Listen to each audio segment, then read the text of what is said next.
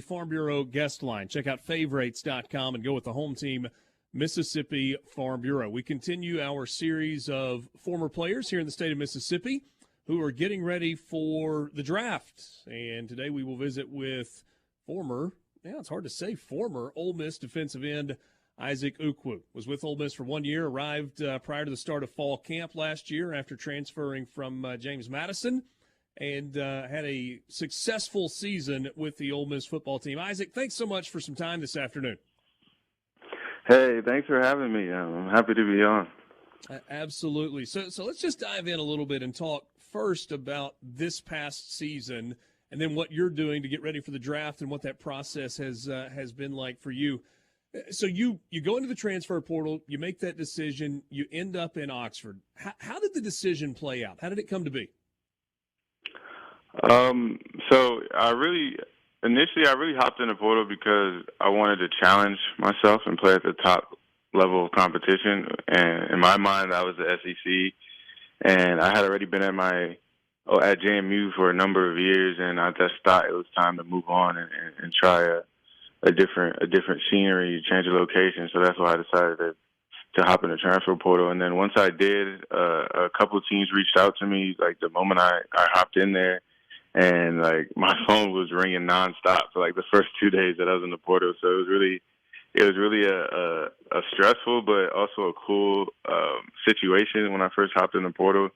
And then from there, I was just planning visits, taking visits, and it was just everything was going really, really fast.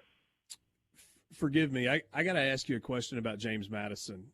Those of us who are not from that part of the country, I'm not sure that we appreciate how passionate that fan base is. We've gotten a couple of glimpses of it when College Game Day has gone to JMU, and it looks like it is an incredible scene with a great fan base. What was that experience like for you at JMU? I mean, it was the greatest time ever, honestly. Like, I have nothing bad to say about JMU. The fans were amazing.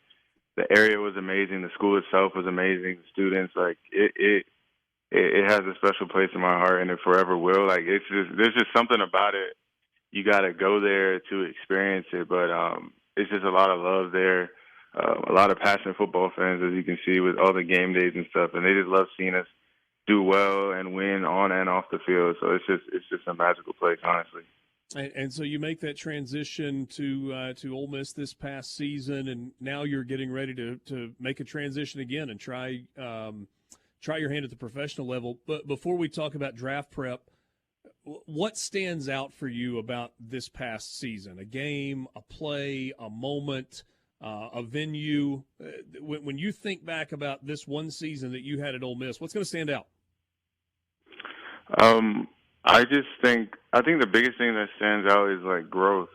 I feel like the team that I saw when I first got there in June, and then the team that walked off the field after beating Penn State were just two completely different teams. I feel like the way that all the transfers were able to come together with the existing players and grow each and every game throughout the season, I think it was really amazing. Like, because it's something that I hadn't experienced before being at JMU. We didn't get like a major influx of transfers coming in year in and year out. So being able to be a part of that and see that throughout the season, I think that was the most satisfying thing, just to see people grow, see people get more comfortable in the offense and in the defense and with each other and get close throughout the season. That was my favorite part about this season. And then if I could say like one moment, I would say obviously that LSU game, when we won that game, that was pretty big. Coming back at the end and winning that one, that was pretty cool. Texas A&M, when Zay blocked that field goal, that was pretty cool too. So really the close games where we came through and were able to pull it out in the end, I think those were the best moments. Issac, how did the relationships in the locker room develop the way they did? One of the things that Lane Kiffin talked about a bunch throughout the course of the season was the fact that this particular team this past year, he used the word neat a lot. He's like, it's really neat to watch the chemistry of this team. They genuinely like each other. You pointed out a second ago, you start bringing in a bunch of new faces. You get guys that are leaving. For a lot of teams, that feels like it could lead to chaos, and yet somehow Yeah. you guys managed to kind of harness that and turn it into a positive. I think it really came down to the pro mindset and that Coach Kiffin always preaches, and then also the type of guys that you go out and get from the portal. When you get guys who are on a mission, like Ole Miss gets a lot of guys who have like one season left. They're trying to increase their stock and win games and move on to the next level, like a lot of us were this past season. And when you have people who are goal oriented and they have a mission and they know what they want to accomplish, they're willing to do whatever it takes to accomplish that. And when a lot of people share that mindset and that goal, like a common goal throughout the season, it's really easy to get along with people who you know are on the same path as you, trying to achieve the same things that you are.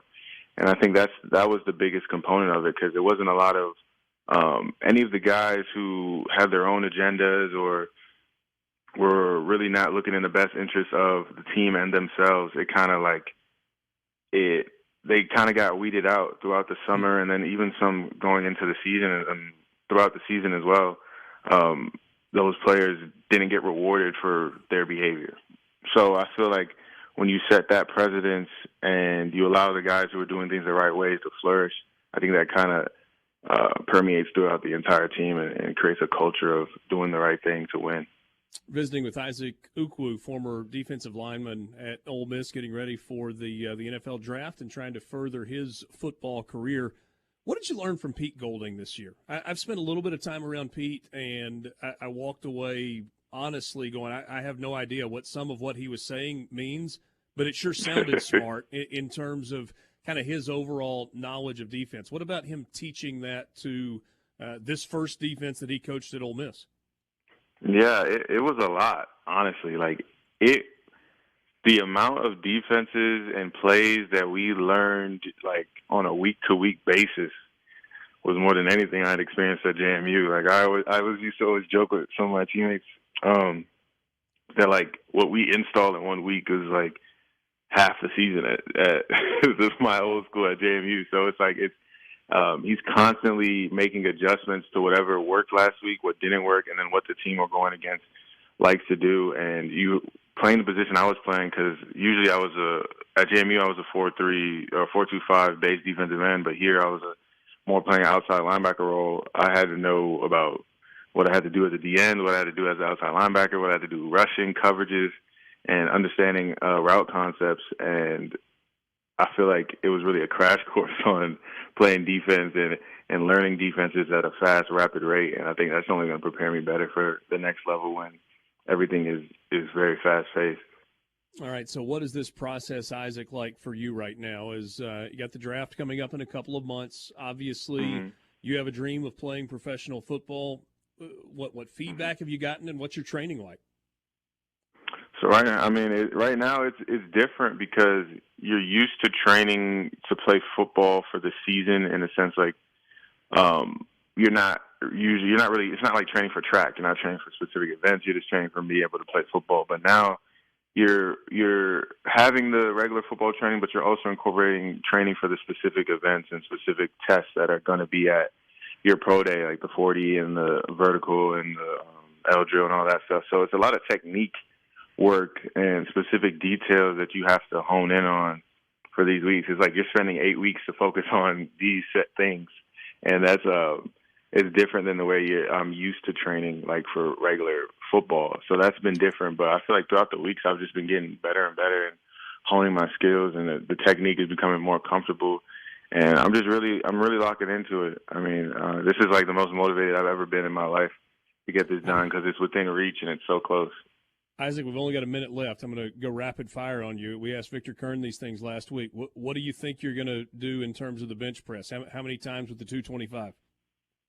I'm definitely getting over 30. Oh, going over 30. Yeah. Okay. What's the vertical jump going to be within a couple of inches? Because like my preliminary was like 34, so it's going to be between 35 and 37 probably. 40 time? 40 times? That one, I don't know. I'm gonna leave that. That one's gonna that's one that the scouts are going to have to see for themselves. It's going to be a surprise for everybody. We wish you all the best in your training, and hope Pro Day goes exceptionally well for you, and that this is a fun process and also a rewarding one. Issac, thanks so much for the time. Great catching up. Great visiting with you this afternoon. Thank you. I appreciate it, man. Good luck to you. Issac